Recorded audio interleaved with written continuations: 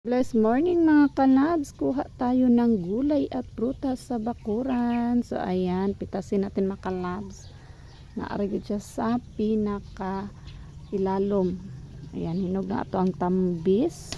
O ayan, hinog na kayo siya mga kanabs. So manguha po ta og dahon sa kalabasa para presko kaayo.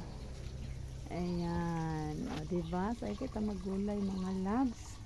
Pagulayon ta ni Boss Amo. Ayan. So, lagi kayo siya gulayon. So, kwaon ako. Kay, ato ang lauuyon. So, ayan. Lauuy is life. Dito rin mga loves. So, thank you for watching.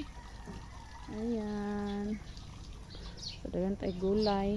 Nakakulong akong gulay mga loves. Ayan. Good morning. A blessed Wednesday mga kalabs.